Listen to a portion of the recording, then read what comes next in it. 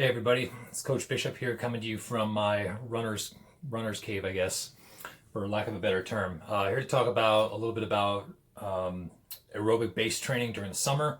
As I record this video, today's date is May 4th, 2020, and we're about 4.5 months away from getting back on campus and starting cross-country season. Hopefully this season will start on time. This whole COVID-19 thing is probably make us all stir crazy, I guess. I mean, we have maybe a little more free time to get some running in, which is a good thing, but the weather is getting hot outside, and we want to start building our aerobic base before the weather gets too hot and give ourselves a chance to get acclimated to the hotter weather as we start building more miles and get back into shape. So with final exams over with, it's the summer, and cross-country runners are made in the summer. They're not made in the fall. If you wait till September I was like, well, I'll start getting back into shape, into cross-country shape right now. It's too late. It's way too late. So I got my whiteboard out here. We're going to kind of go over a brief skeleton plan of how to safely build miles. And like I said, it's November 4th right now. We usually don't hit back on campus until mid-August. So you got about 4.5 months to steadily get back into the flow of things and get stronger, build your miles up, become aerobic beasts. And I'm going to talk a little bit about that when I start drawing on the board as well. So yeah, let's get into it. Okay, so what I've got here, I just got a basic blank calendar. Sunday, Monday, Tuesday, Wednesday, Thursday, Friday, Saturday listed on the top. So just this blank graph here. I mean, did a pretty good job drawing straight lines. That's going to represent right now the month of May. Today's Monday, so we can already scratch out Sunday. That's already gone. Hopefully this shows up well on video without the glare of the light over me. So hopefully y'all be able to read this in dark colored red. So what do we want to get accomplished in the next 4 weeks? Basically to the end of May. I believe May 31st is actually the Saturday, so it works out pretty perfect. I guess being slaves to the Gregorian calendar. So one goal right off the bat, what we're going to set for ourselves, getting back in the swing of things, with the season being 4.5 months away, is that, if you can see me down here, we're going to try for 100 miles total for the month. Okay, so that's going to be one of our goals. The second goal we're going to have is building up to running 5 times a week. Hopefully that's big enough. Pardon my sloppy handwriting too. It's hard to write upright. And the third goal we're going to have is what for right now is the most important aspect in rebuilding your base, is building your long run. So we're going to get our long run up to 9 miles. And even at a pretty pedestrian pace for a collegiate runner, 9 miles is maybe an hour and a half worth of running. But we'll get into paces in a second. So Sunday's gone. That's yesterday. We're starting on Monday today. So we're gonna focus on this goal right here. So starting at 100 miles, building towards that, and starting right now at 4 days a week. And if you're a runner, I mean, this might not be a good plan to follow for if you're more of a couch to 5K person. I know the couch to 5K program follows a lot of like shorter 25 minute runs, but this is for a pretty well-versed runner trying to get back in the swing of things, I guess. So how do we get to the 100 miles? Okay, so always work backwards. So how we're going to do this is following the old rule that you should only increase your mileage about 10% per week. So we're going to, hopefully you can see this. Actually, no, you can't. I'm going to go ahead and write it in Sundays, because Sundays I have blocked off as rest days anyway. So 30 miles for this week, for the last week of May, will be our goal. So working backwards from that, taking about 10% off, 26 miles for this week. Then the week before that, 23 miles. And then 21 miles. So if you take these 4 numbers right here, add them together, you get your 100 miles for the month. So we're going to start at 4 days a week, Sunday being a rest day, but I'm utilizing that space for total miles. So I stress starting with 4 days a week because you have to run more often than you're not running. If you start with just 3 days a week, more than half the week you're not running. I mean, it's okay for a beginner, but we're way past that. So we're gonna basically have a running day, an off day, a running day, off day, and then a back-to-back running day and another off day. So there's tons of off time, and you're going to see up here too. None of these workouts are quality workouts, nonetheless. I mean, we're not banging out intervals on the track. That's one of the popular misconceptions people get. It's like, oh, I gotta get faster. I gotta get to the track. I gotta fire out some 400s and 800-meter repeats. It's like, no, that's working on your anaerobic output, and you only need about 8 to 10 weeks to maximize your anaerobic output anyway. So you want to become an aerobic beast. Build your aerobic base as high as you possibly can. And I mean, cross country season is essentially 5K season for high schoolers and collegiate women. For the men, it's 8K or 10K if you're in Division 1. But even just, I mean, the 5K itself is, going on older studies, about 80% aerobic. If you want newer studies that have come out, I mean, 80% is from older numbers back in the 1990s. Newer studies actually showing it about 86% aerobic.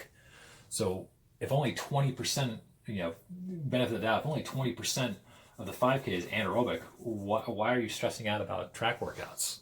It's only 20% of the equation.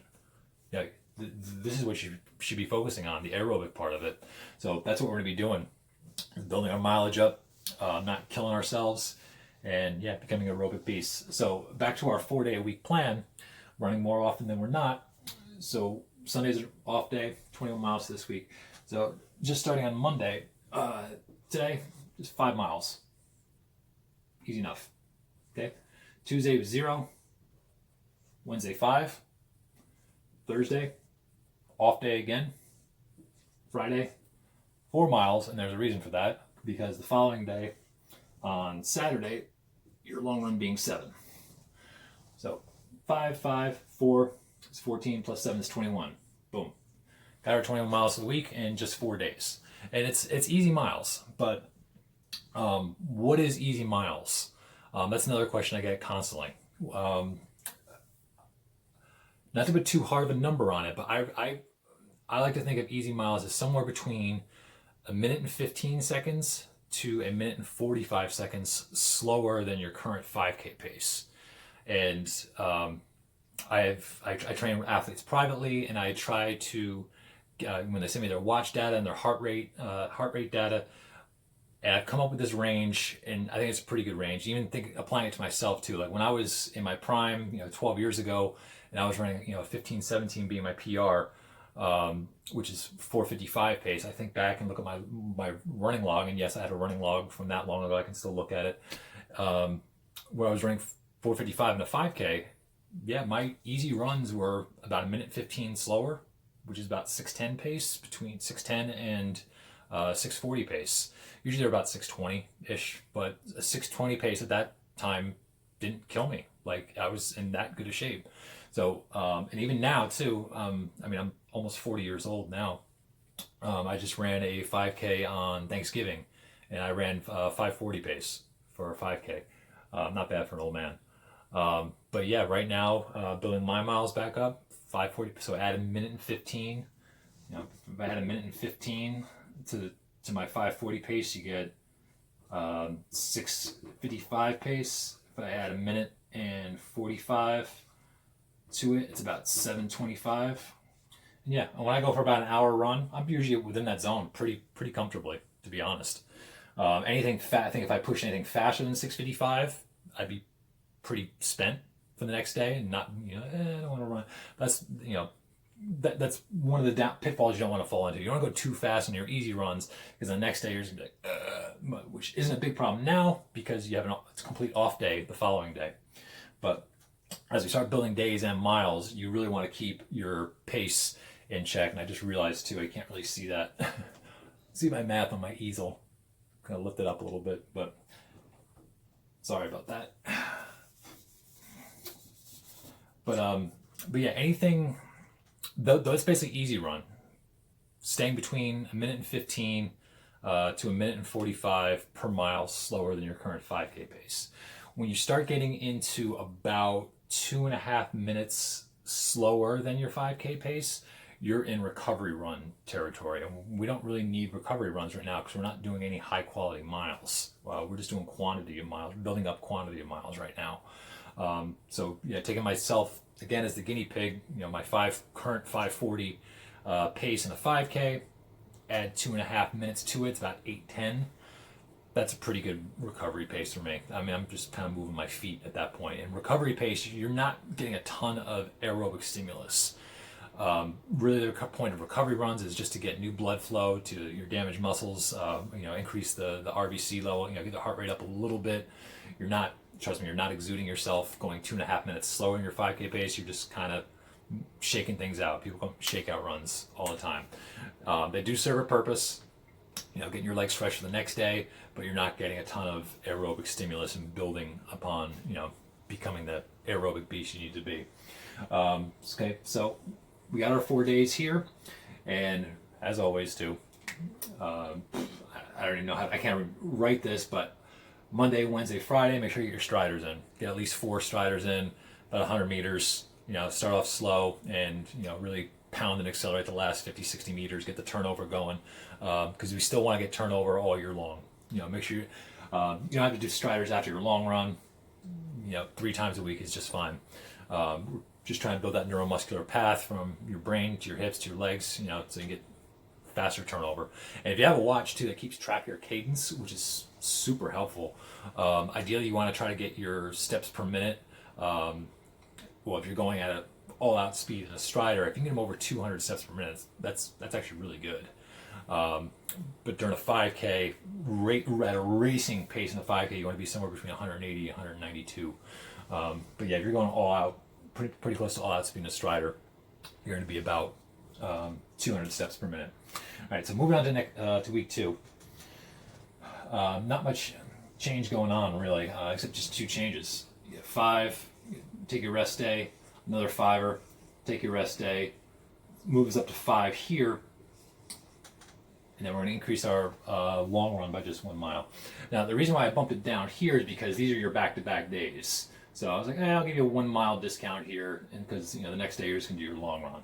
So you don't get that luxury here, but by this time you should be a pro at running 5 miles, and then 8 miles the next day. But again, too, on your long run shouldn't be in that recovery zone. Like, it should not be 2.5 minutes slower than your 5K pace. You're gonna be probably at the top end of easy run, about 1 minute and 45 slower than your 5K pace. So if you run 7 minutes flat for a 5K, which is 21:45, your long run should be 8:45 pace. Race pace 7 minute pace. Long run pace 8:45. No slower than that though, really. At that point you're just shuffling your feet. So moving on to the 3rd week. This is super easy. We're just going to bump up the daily mileage. Let's move that up to 6. Rest day, 6. Rest day. We got a 5er there. And then moving the long run up 1 more mile to 9. Okay? So pretty easy so far. That's 3 straight weeks of 4 days a week of running. Okay? And we're already up to 26 miles. So then the final week to close out the month, we're going to keep it 6 mile. Okay? And then this is where things change up a bit. 5, rest day, 5. And we're going to keep the long run at 9 because I added in an extra day. We'll keep the long run where it is for now. But yeah, everything looks good on camera, legible, as best I can tell. But yeah, that's the major change. Get 3 weeks of 4 days of 4 days of running a week, and the last week adding in that extra day. So you got 3 days in a row, a rest day, 2 days in a row with a long run, and then the following Sunday would be another rest day, June 1st. So that's basically it. So we hit 100 miles with these numbers, and by the last week we hit this goal here of running 5 times a week, and then by the last 2 weeks we hit the 3rd goal of running 9 miles for our long run. I mean, it's as simple as that. I mean, none of this is track work, none of this is hill repeats. It's just basically easy runs, staying within that 1:15 to a minute and 45 slower than 5K pace. Striders, I mean, you should always be doing them. They're 30 seconds a pop, if that. And your long run, I mean, there's not much to it.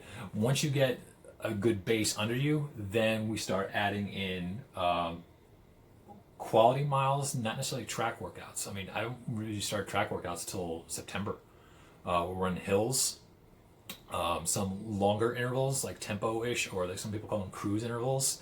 We're somewhere around your lactate and aerobic thresholds, but we'll get into more of that in a different video. This video is already long enough. But yeah, it's pretty simple. Just straight, easy miles. 100 miles for the month of May. That's our challenge. So let's get 100 miles in. And I'll see you next time, I guess.